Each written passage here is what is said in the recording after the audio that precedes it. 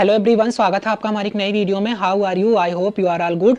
दोस्तों, जैसा कि आप सबको पता है कि सीटेट का एग्ज़ाम हमारा 21 जनवरी को है, जिसमें कुछ ही दिन का टाइम और रह गया है। तो आज की इस वीडियो में हम बात करेंगे कि हम इन लास्ट के बचे हुए दिनों में किस तरह से स्ट्रेटजी अपनाकर और कौन कौन से टिप्स और फार्मूले को अपनाकर हम इस बार सीटेट को क्लियर कर सकते हैं। क्योंकि बहुत लोगों का कमेंट आता है, किसी का पिछली बार पेपर 1 रुक गया, किसी का 2 रुक गया, किसी का 1 नंबर से रह गया, तो किसी का 2 नंबर से रह गया। तो आज इसी सब बात पर हम डिस्कस करेंगे कि कौन कौन सी सावधानियां और कौन कौन सी गलतियों की वजह से हमारा सीटेट बार बार नहीं निकल पा रहा है। जैसा कि आप सबको पता है कि सीटेट को क्वालिफाई करने के लिए 90 नंबर की ज़रूरत होती है और जनरल वालों के लिए, बाकी अदर कैटेगरी वालों के लिए 80 या 82 जो भी होगा। लेकिन अगर आप अदर स्टेट में अप्लाई करते हैं तो सबके लिए 90 नंबर ज़रूरी होता है। जैसा कि आप सबको पता है, बीपीएससी ने अपना कैलेंडर जारी कर दिया है और बीपीएससी TR-3 का जो एग्ज़ाम होगा वो हमारा अगस्त में होगा। तो इसको ध्यान में रखते हुए आप बस ये मानकर चलिए कि आपको 90+ नंबर लाना ही लाना है। तो बात करते हैं उन लोगों के लिए जिन्होंने अपनी अभी तक तैयारी शुरू ही नहीं की, जिनको बिल्कुल भी तैयारी ही नहीं है अभी तक। तो उनके लिए तो बस अब एक ही उपाय है कि आप लोग हर सब्जेक्ट की मैराथन देखना शुरू कीजिए, क्योंकि अब आपके पास गिने चुने दिन रह गए हैं। तो इन गिने चुने दिनों में आप जितना ज़्यादा मैराथन क्लासेस देख सकते हैं उतना ज़्यादा देखिए, और PYQ सेट्स जितना ज़्यादा लगा सकते हैं उतना ज़्यादा लगाइए। क्योंकि जिनकी तैयारी अभी तक बिल्कुल भी नहीं हुई है उनके लिए तो बस यही एक ही उपाय है कि मैराथन वीडियो देखना शुरू कीजिए। यूट्यूब पर आपको कई टीचर्स की मैराथन वीडियो मिल जाएंगी जो 4 घंटे 5 घंटे, किसी का 10 घंटे का मैराथन वीडियो है, वो आप पूरा हर सब्जेक्ट का देखना शुरू कर दीजिए और कॉन्सेप्ट को समझना शुरू कीजिए, और जितना ज़्यादा हो सके उतना ज़्यादा प्रैक्टिस और PYQ लगाना शुरू कीजिए। ठीक है, आप लोगों के लिए तो बस यही एक ही रास्ता बचा हुआ है अब इन थोड़े दिनों के लिए। और जिनकी तैयारी पूरी हो गई है, जिन्होंने अपनी तैयारी अच्छे से की है, उनके लिए मैं बता दूं कि अब लोग आप अपना रिवीजन करना स्टार्ट कीजिए और PYQ सेट्स लगाना बंद मत कीजिए। आप PYQ सेट्स एग्जाम के एक दिन पहले तक लगाइए, लास्ट मोमेंट तक लगाइए, ताकि आपके अंदर एक कॉन्फिडेंस रहे कि आप कर ले जाएंगे। क्योंकि जितना ज़्यादा आप PYQ लगाएंगे उतना ज़्यादा आपका कॉन्सेप्ट क्लियर होगा और आपका टाइमिंग, सबसे मेन बात एग्जाम में जो टाइमिंग मैनेजमेंट होता है वो आपका सही होगा। ठीक, तो रिवीजन करना स्टार्ट कीजिए, PYQ सेट्स लगाना स्टार्ट कीजिए। और PYQ सेट्स में देखिए लगाने के बाद, रिजल्ट आने के बाद, कि आपका किस सब्जेक्ट में सबसे ज़्यादा गलत हो रहा है। मैथ में, EVS में, या फिर SST या साइंस या मैथ में किस सब्जेक्ट में आपके सबसे कम नंबर आए। जिस सब्जेक्ट में आपके सबसे कम नंबर आ रहे हैं उन सब्जेक्ट पर आप बिल्कुल अब फोकस करना शुरू कर दीजिए। ठीक, जो लास्ट के आपके बचे दिन हैं उसमें बस उस सब्जेक्ट पर फोकस करिए जिससे आपके सबसे कम नंबर आ रहे हैं, ताकि आपका कॉन्सेप्ट उस सब्जेक्ट का भी क्लियर हो जाए।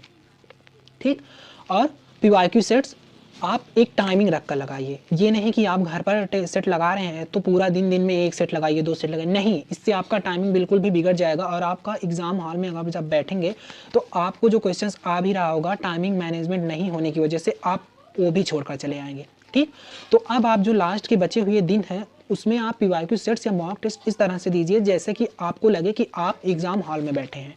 आपको 2.5 घंटे एग्जाम में मिलते हैं तो बस 2.5 घंटे के अंदर ही आप PYQ सेट्स लगाइए, उससे ज़्यादा नहीं। हर सेक्शन को आप टाइमिंग के हिसाब से बांट दीजिए।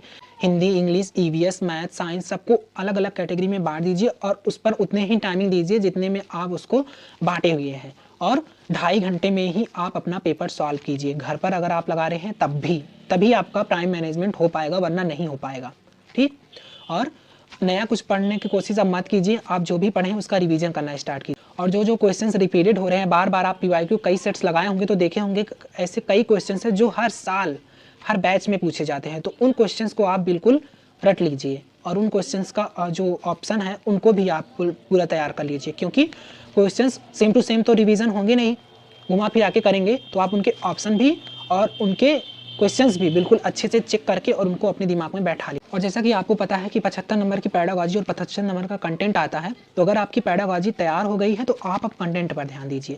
क्योंकि पेडागॉजी तो आप समझकर अपने समझ के ऊपर लगा लेंगे, वो ईजी भी होता है, लेकिन जो कंटेंट होता है उसको तो आपको पढ़ना ही पढ़ना होगा, क्योंकि उसमें जो आपका आंसर है वो आंसर आपको देना होगा। उसमें कुछ भी तुक्का या फिर रटने जैसी बात नहीं हो पाएगी। कंटेंट में जो क्वेश्चन है उसका आपका एग्जैक्ट आंसर देना होगा। तो कंटेंट आप NCERT से पढ़ना स्टार्ट कर दीजिए। अगर आपकी पेडागॉजी तैयार हो गई है तो पेडागॉजी को साइड करके अब आप कंटेंट पर ध्यान दीजिए, बुक पढ़ने की कोशिश कीजिए NCERT की। ठीक, क्योंकि कंटेंट में बहुत ज़्यादा नंबर कम आते हैं। पेडागॉजी तो सब लोग लगा लेते हैं, लेकिन जो कंटेंट पर वो ध्यान नहीं देते और सोचते हैं कि पेडागॉजी से ही हम अपना एग्ज़ाम क्रैक कर लेंगे, लेकिन केवल पेडागॉजी से आप एग्ज़ाम नहीं क्रैक कर पाएंगे।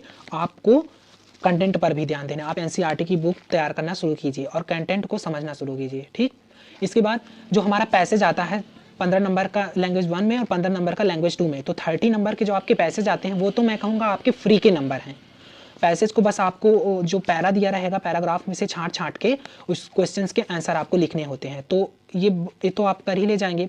लेकिन पैसेज बहुत ज़्यादा लेंदी होते हैं, तो पैसेज में भी आपको सबसे ज़्यादा जो ध्यान में रखने वाली बात है वो टाइमिंग है। हिंदी के पैसेज हो या इंग्लिश के पैसेज हो, वो टाइमिंग पर आपके डिपेंड करते हैं। आपके क्वेश्चंस तो बहुत ही ईजी रहेंगे क्योंकि आपको पैराग्राफ में से छाट के बस उसका आंसर देना रहेगा, लेकिन जो आपको उसका पूरा समझना होगा, उसकी लैंग्वेज जो एक कहानी दी रहेगी पूरा एक पन्ने की, उसको समझने के लिए आपको टाइम मैनेजमेंट करना होगा। तो पैसेज आप ज़्यादा से ज़्यादा प्रैक्टिस कीजिए पैसेज पर भी, ठीक।